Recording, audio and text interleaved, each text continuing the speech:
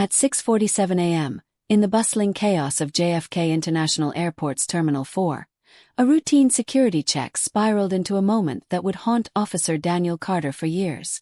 A black woman, dressed in a tailored blazer and carrying a sleek leather briefcase, stepped up to the TSA checkpoint.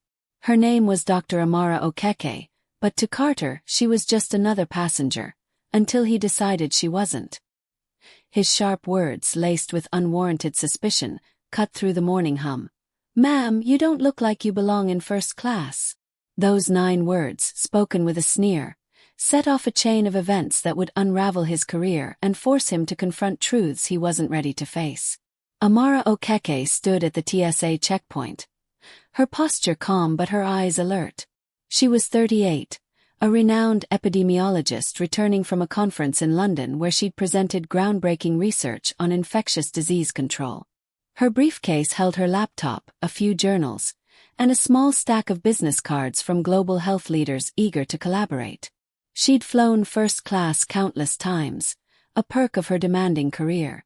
But to Officer Carter, a 12-year TSA veteran with a reputation for being by the book, her presence in the first-class lane raised a red flag. He didn't know her credentials, her accolades, or the weight of her work. All he saw was a black woman in a space he assumed didn't fit her. Carter, 45, had worked the early shift for years. He prided himself on his instincts, honed by countless hours scanning passengers. But those instincts were clouded by biases he'd never examined. As Amara handed over her boarding pass and ID, he scrutinized them longer than necessary. "Step to the side, ma'am," he said, his tone clipped. "We need to do a full check." Amara's brow furrowed slightly, but she complied, accustomed to occasional extra scrutiny. She assumed it was random, a routine part of travel. She was wrong. The line behind her grew restless. Passengers shuffled, checking watches, murmuring about delays. Carter's partner, Officer Maria Delgado, glanced over but said nothing. She'd seen Carter single out passengers before, often based on little more than a hunch. Amara stood patiently as Carter rifled through her briefcase, pulling out her laptop and journals with exaggerated care. "What's this?" he asked, holding up a stack of research papers, his voice loud enough to draw glances. "Looks like a lot of reading for a quick trip." "It's my work," Amara replied evenly. "I'm a doctor. Those are medical journals." Carter's lips twitched into a half-smirk. "Doctor, huh? What kind exactly?" His tone suggested skepticism, as if the title didn't fit. Amara's jaw tightened, but she kept her voice steady. "Epidemiologist. I specialize in infectious diseases."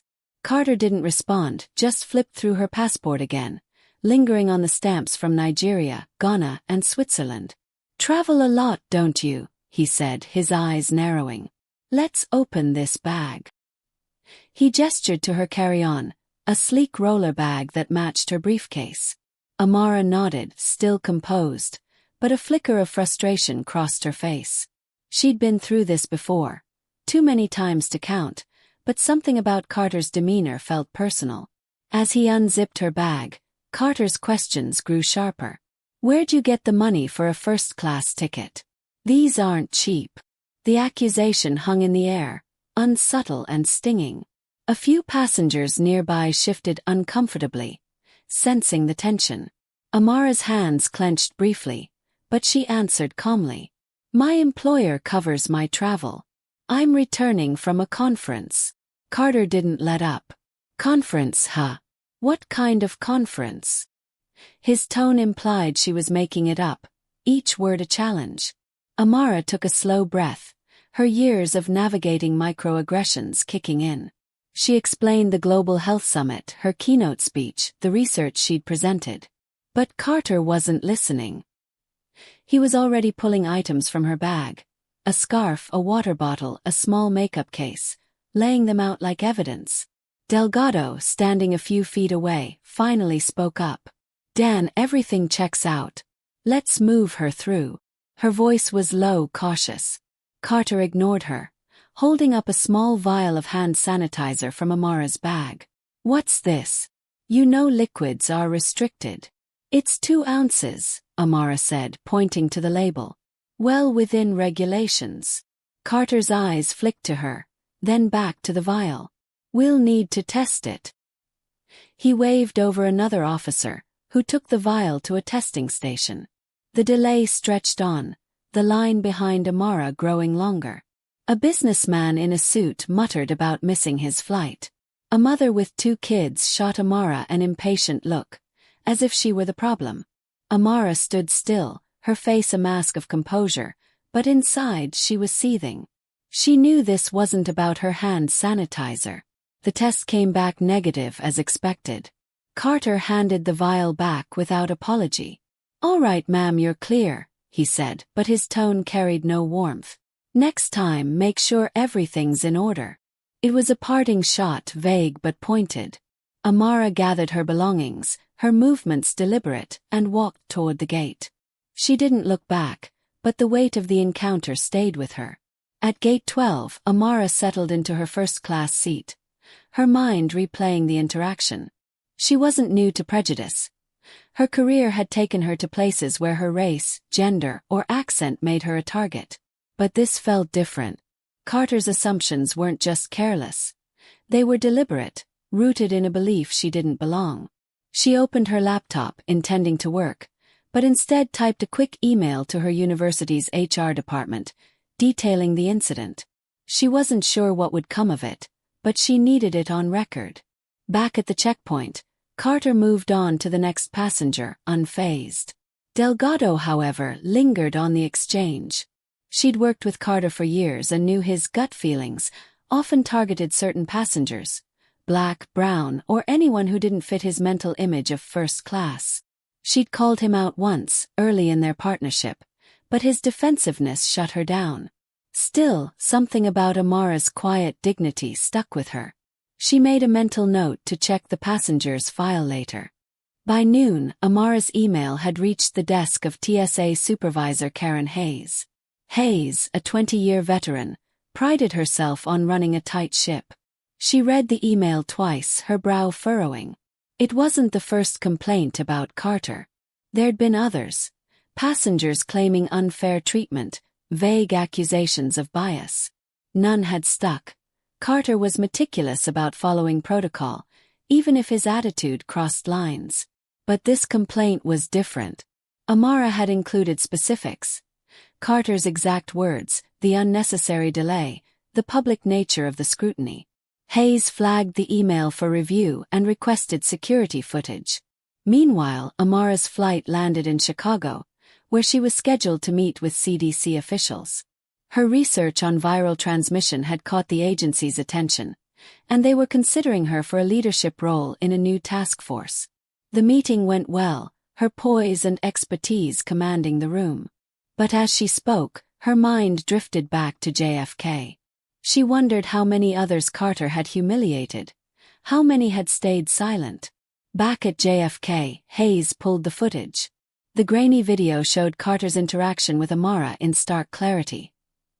His prolonged scrutiny of her documents, the way he spread her belongings across the table, his dismissive gestures. Hayes cross-referenced Amara's name and froze.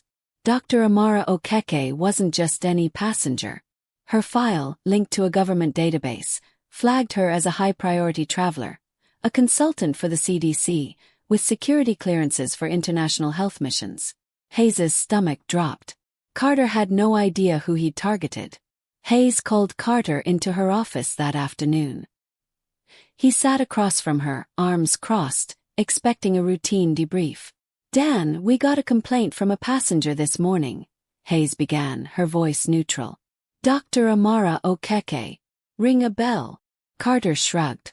"Black woman, first class. Yeah, I checked her thoroughly. She was carrying a lot of paperwork, seemed off. I followed protocol." Hayes leaned forward. "You followed protocol, sure. But you singled her out. You questioned her ticket, her profession, her belongings, publicly. Why?" Carter's jaw tightened. "My job's to spot risks. She didn't look like she belonged in first class. I've seen enough to know when something's not right." Hayes's eyes narrowed. She's a CDC consultant, Dan. Her work saved lives. She's got clearances you and I don't. You didn't just misjudge her. You humiliated her. Carter's face flushed. I didn't know that. How was I supposed to? You're not supposed to assume, Hayes snapped. You're supposed to check, not stereotype. She slid a printout of Amara's complaint across the desk. This is going to the regional office. You're on desk duty until we sort this out. Carter left the office, his mind racing. He told himself he'd done his job, that he'd had no way of knowing who she was. But a nagging doubt crept in. Had he been too quick to judge? He thought back to other passengers he'd flagged. How many had been Black, Latino, or Middle Eastern? The question unsettled him. Over the next week, the investigation unfolded. Delgado provided a statement, confirming Carter's unnecessary scrutiny. The footage corroborated Amara's account. Other passengers came forward, some with similar stories about Carter. The regional office escalated the matter, and Carter faced a formal review. He was suspended without pay, pending a hearing. Amara, meanwhile, continued her work.